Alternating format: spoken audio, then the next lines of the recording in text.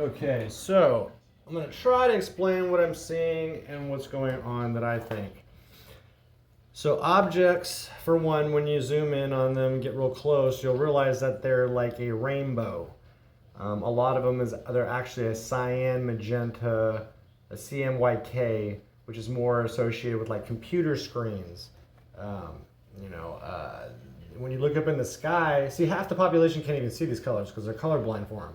So that's another interesting fact. But through these what do you call them? These three main colors, they cancel each other out and make these other colors that we're aware of, like RGB. So on paper, you would use like, I'm not gonna go to the history, but they changed like computers from RGB to CMYK.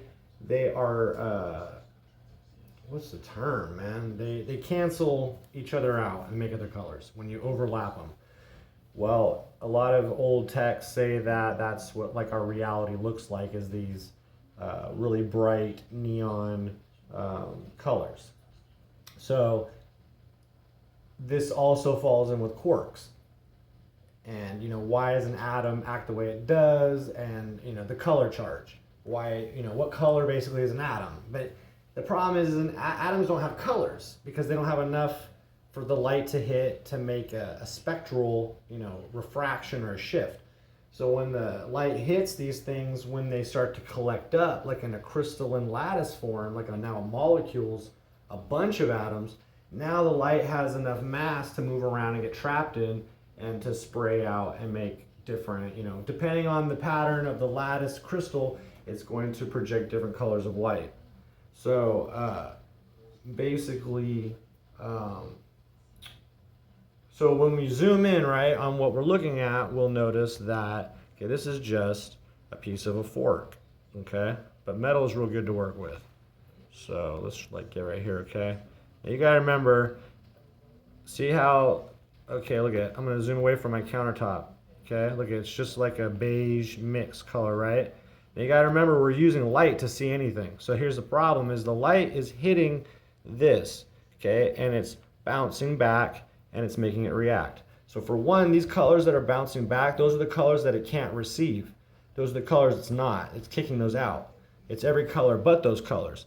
But also it's in conjunction with the type of the light we're using. So different lights have a different effect on the electrons, and how they're gonna vibrate back and what colors they project. You put a more of a yellow light, a more of a blue light, green light, white light, etc., you're gonna get different colorations.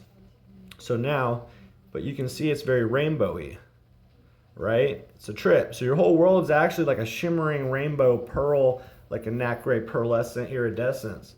You know how they say heaven is paved in gold and shit? Well, man, but we don't see this, right? Unless you're tripping. For some reason, psychedelics, you can see this. So it might be very distracting to see all this, every day. So you zoom in now, right, on the light hitting this stuff, right? It makes these orbs. Okay, and I'm going to try to catch this. I did this a long time ago. But when you move the light, you will see, if I can do it right. Crap, I don't know if I can do it. You'll see it. Yeah, that's the distance I want. You'll see it move through. See how it hops from next orb to next orb to next orb? This is the hologram. You have one beam of light hitting a bunch of these things, these atoms or whatever, right? And they're all connected, but they, like a conduit, like an electrical cable, it's moving the light through them. But not only that, let me see if I can do these. These are more spaced out, so let's see what happens. It's kind of hard because the light I'm using is real bright. So let's go back, okay? Also, the fork's not a perfect flat, so that's causing a distortion problem. I can't really get it to slide that well. Let me back out a little bit. So we'll go to this one. This one was better. So you see how it hops?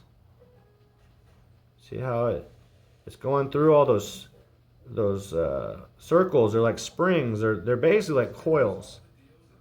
Okay. And I don't know if you can tell, I can't really capture it here, It looks like it's just sliding through them, right?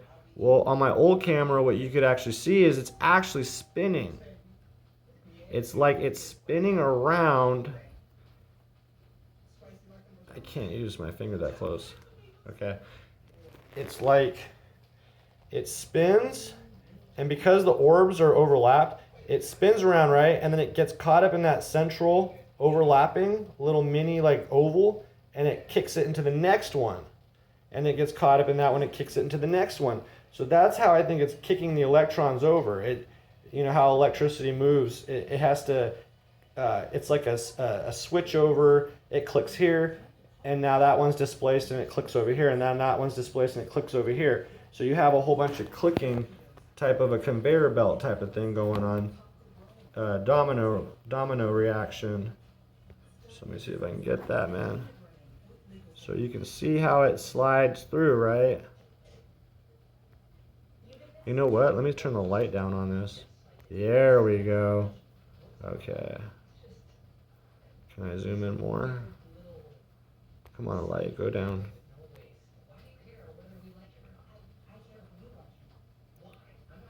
So I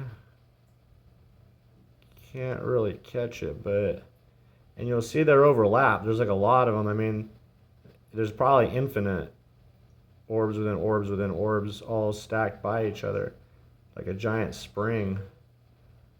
But you can see how they cross over. There's a little oval. It's called like a Pisa. I can't remember the term, the geometric term. But that's where it can flip around. It's like the light goes flip around the next one, flip around the next one, flip around the next one, and you can go backwards, and energy can move up and down. But this fork, I'm gonna have to do another video with like a flat piece of metal. Let me see if I can do it somewhere else. Man, it's hard to see shit when you're zoomed in. Okay, let's try right here.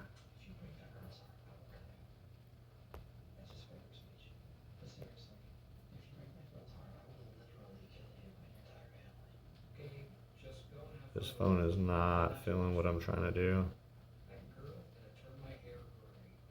But you see how there's even a prismatic shift again with that rainbowy? That's the light. The light's it's hitting and it's getting split out. The metal crystalline whatever is making like a prism in there. But this, it's interesting how the light moves around, but you can see it's right there though. I mean, everything's just kind of like everything's wired in. Everything's made up of like, it's like what I call like the matrix cables. You know what I mean? It goes in forever. It goes out. I mean, this is obviously coming in. These little balls you're looking at of light, they're coming in. You know what I mean? It's like you're seeing one cross section at one point. I don't know why. You know what I mean? I don't know why it appears here, but I think our brain is gauging it and blocking a lot of it out to keep it like, okay, it's here. And it helps with our distance perception. But in reality, it's going in and it's coming out, or coming towards you and going back. It's not like the TV light is there on the screen. It's actually coming through the air into your freaking brain. You're actually not even seeing it with your eyes. You're seeing it with your brain. So not only do you have to use light, sorry, I'll be smoking some tobacco. Not only do you have to use light to see anything, so when you want to really understand what's going on, you gotta take the light into account. What is the light showing you? Because you can't see anything without the light. See how it's just sliding down? It's crazy, dude. It hops. It'll even jump. Light will literally jump. That's why, like, even in here, let me see if I can get it. Look at that. The light, it just shot. Okay, look at it. Light isn't, look at it. The light's frozen. I mean, yeah, it's pulsating, but everyone's like, oh, the speed of light and da-da-da-da. Well, watch. The light literally just connected like a freaking an arm, and then it shoots here. Look at that. It jumps, it goes shunk, and it shoots over here, shunk, and now it's over here. Look at that. It shot up there. It just transmitted itself. Look at that. I'm in the same spot. Look at now it's gone. Look at that. I'm in the same spot, but look at it. As I tilt, it has the ability to go back in time, forward in time, split, curve, go straight. Light's freaking crazy, dude. But as long as there is a source, and it's instantaneous. It's not traveling all this time to get you. It shows up as soon as the source is turned on. The electrons that allow that light to show up, dude, you don't understand. They're faster than light speed. I mean, they can't measure light speed. Light's not going. What are you comparing that to know how fast that's going? Me? Then apparently humans are moving at light speed. Like, does this make sense? Because that's why everything's not moving. If they said we went to the speed of light, everything froze, then that would mean that that's why this fucking wall ain't moving. Because I'm moving at the speed of light with it, and we're now fucking hitting each other. I hope this makes sense.